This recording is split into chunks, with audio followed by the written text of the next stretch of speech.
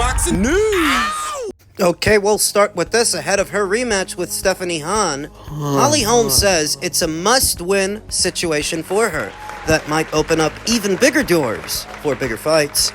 Holly Holm believes that her rematch with Stephanie Hahn on Saturday at MVP WO3 in El Paso is an absolute must-win situation for the former UFC bantamweight champion and three-division boxing title holder, who wants to secure big fights in both boxing and mixed martial arts. Not that Holm is downplaying any of the fights in her 24-year combat sports career across boxing and MMA, but at 44, she's aware that her future is in jeopardy if she fails to get the job done against the unbeaten WBA lightweight champion. With a win against Hahn, big doors open for me, Holm said to ESPN. With a loss, boom, the door shuts in my fucking face. Holm lost to Stephanie by technical decision in January. It was only her second fight back in the boxing ring after being away for roughly 12 years. The fight ended after Holm suffered a cut from an accidental clash of heads in round 7. Although she felt like she was beginning to turn the tide, Holm was down big on the scorecards. She hopes to carry that momentum into the rematch and onto bigger and better fights. I remember afterwards hearing that Holly said she was playing possum, waiting for Stephanie to tire, something along those lines, but it's hard to believe that you would give up that many rounds in doing so. I think it's just that Father Time caught up to Holly. She looked so much slower and older than Stephanie, though still remaining one of the most accomplished combat sports athletes in the world, and sees options for major fights in both boxing and mixed martial arts with a win on Saturday, especially now that MVP has gone in the business of MMA with their successful promotion of Rousey versus Carano. I don't think it's any big secret that there's a potential fight with Katie Taylor, Holm said. The popular Irish Unified Junior welterweight champion is planning to retire after one more fight. And is hoping for it to be staged in her hometown at Croke Park in Dublin. With Holm's popularity and boxing pedigree, a fight with Taylor would be huge.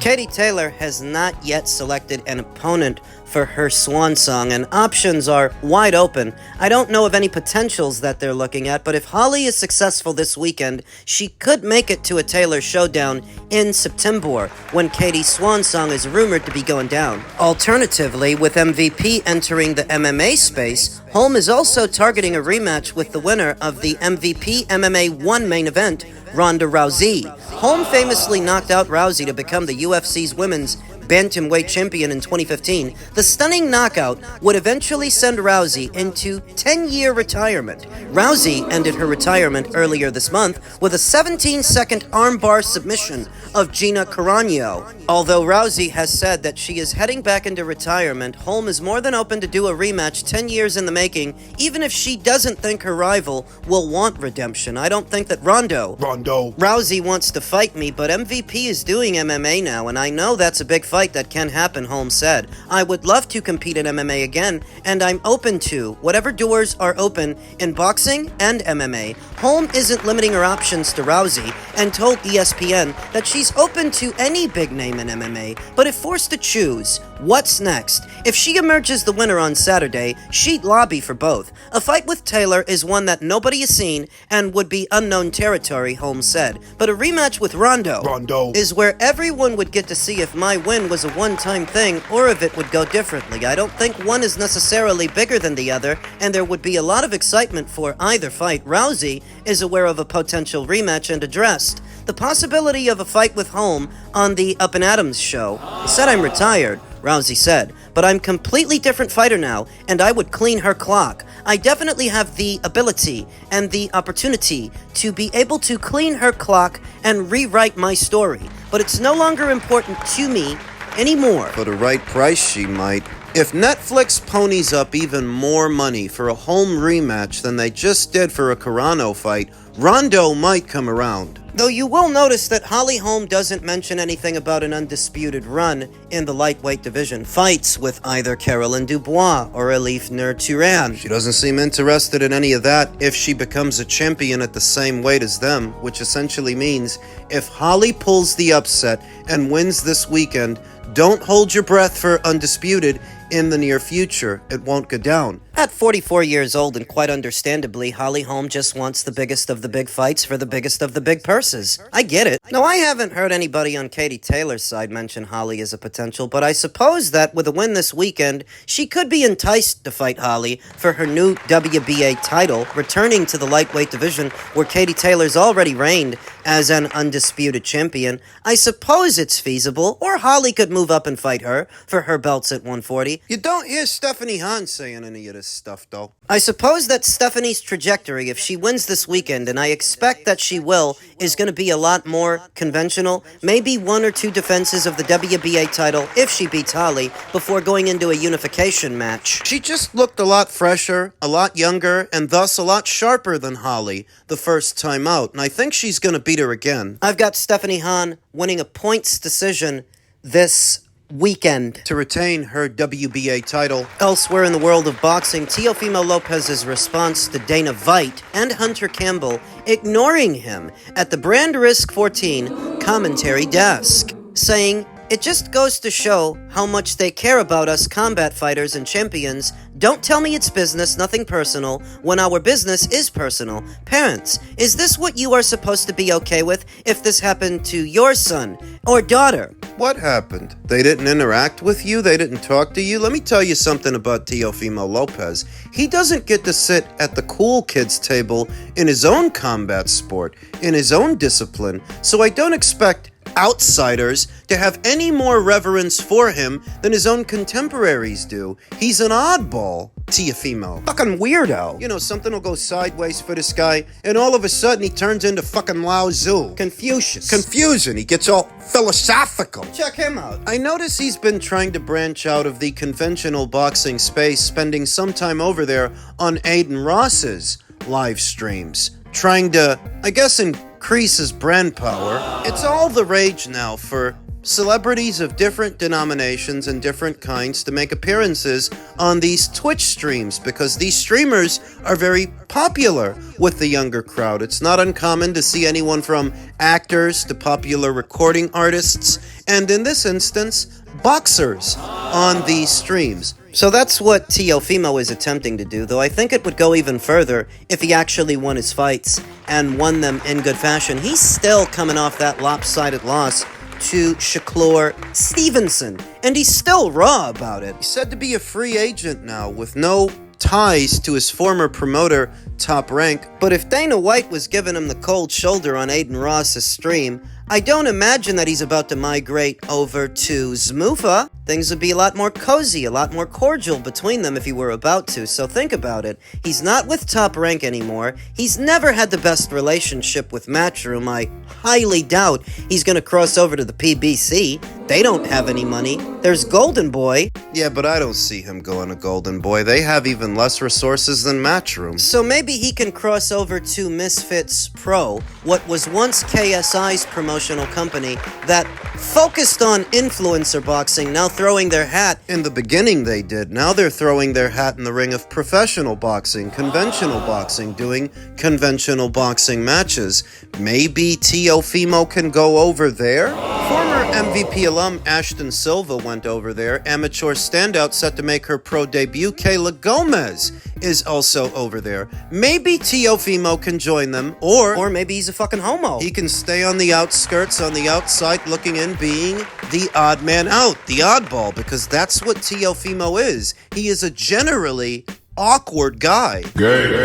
I saw a post highlighting how Adrian Broner's been a champion at 4 weights, albeit by picking up titles no one was holding, vacant titles. Thus it not being the flex that it's made out to be, which was highlighted by Ivan 497-25522 said he fought for vacant titles. To which Teofimo responded, and Shakur Stevenson fought for 2 vacant titles, which he did, the title that he won at 126 and the title that he won at 135 when first arriving there. Those 2 belts, they were vacant, but you know which one wasn't? The one that he won from Teofimo. The WBO title that he's got right now. It's another awkward situation, another awkward conversation created by Teofimo, who's a fucking oddball. Even if Shakur Stevenson fought for 2 vacant titles at 2 separate weights, the one he won from you wasn't vacant, so what the fuck are you saying? You're trying to call him a paper champion on the sly. That's what you're doing. But what does it say about you that you got beat by him? If he's a paper champion, what the fuck are you for losing to him? And in lopsided fashion, you didn't know what to do about that guy's jab. Awkward. Teofimo has long struck me as not only an oddball, an awkward kid overall, but a malcontent because he sort of finds himself frozen out of many major situations by being so difficult to deal with. Well, he was a headache for everybody at Top Rank for years. Now think about it. He's not going to go back to being promoted by Top Rank. I don't get the impression he wants to be promoted by Matchroom. I don't think Golden Boy can afford him, or the PBC. Dana White just gave him the cold shoulder, so I don't get the impression he's going to migrate over to Zuffa. That leaves only Misfits Pro as a potential destination. But can they afford him? I don't know what this guy's going to do. But being honest, I don't really care either. Elsewhere in the world of boxing, the IBF and WBO joined forces to address the quote-unquote big challenge from Zmuffa Boxing.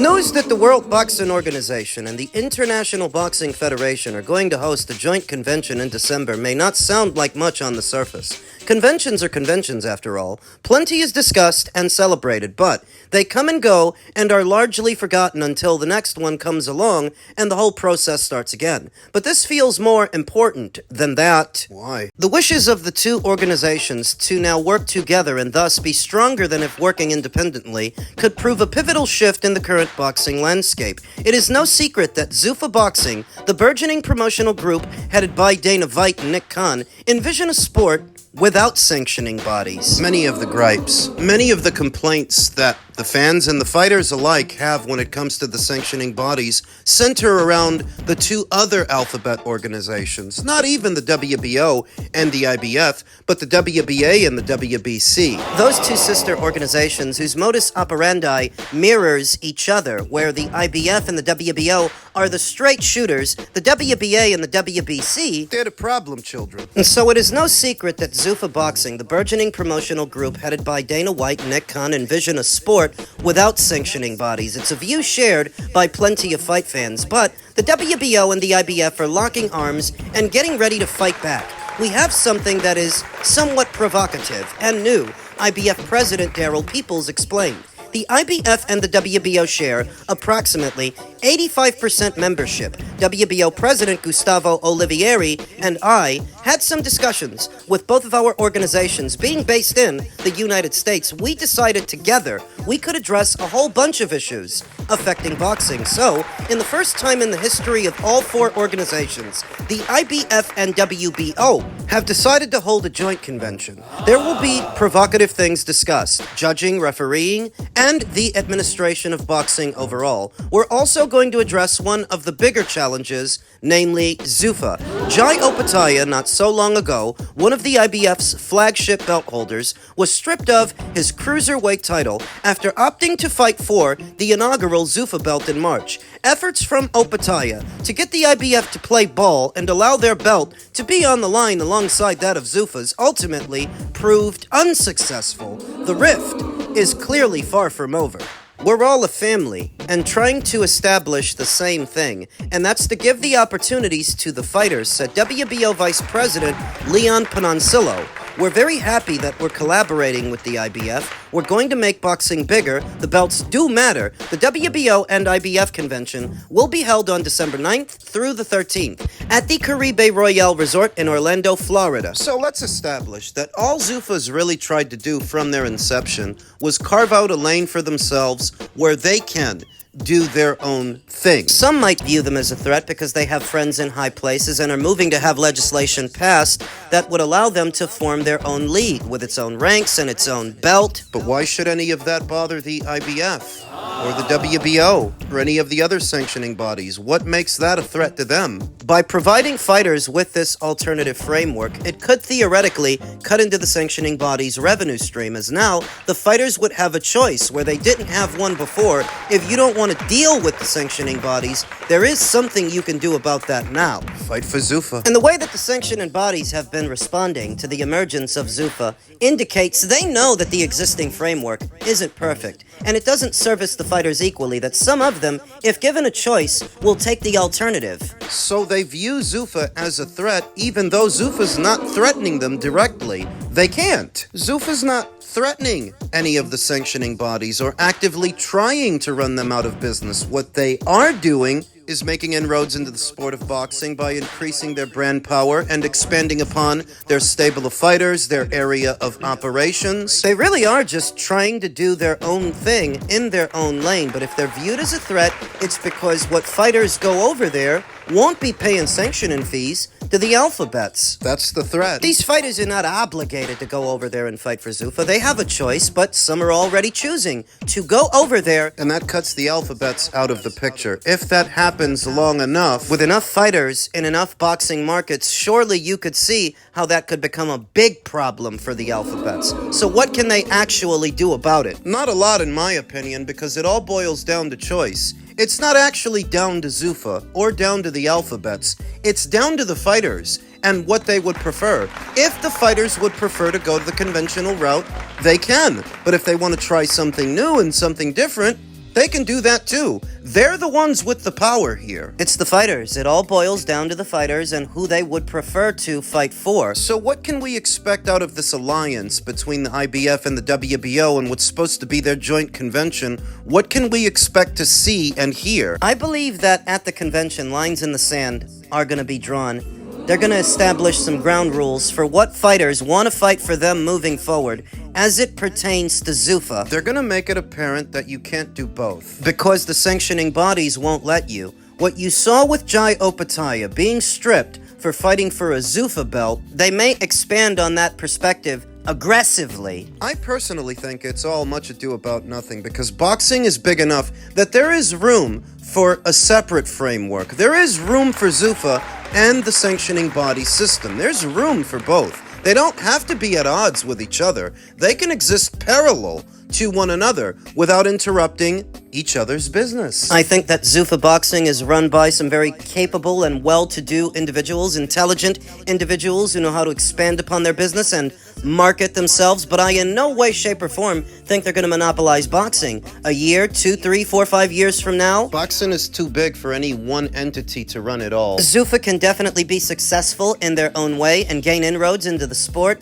increase their brand power. They can do all those things without categorically monopolizing boxing. For me, that has always been a gross overestimation. Fear-mongering. All of these doomsday scenarios presented by those who want to give the new kid on the block a good old hazing deter and discourage fighters from migrating over to Zuffa. You can try to discourage them, but you can't stop them. That's why I say the real power rests with the fighters and where they want to go, who they want to fight for. It's up to them. But I don't think that a few hundred fighters going over to Zuffa spells the end for the sanctioning bodies. As hundreds more are going to do things the old-fashioned way.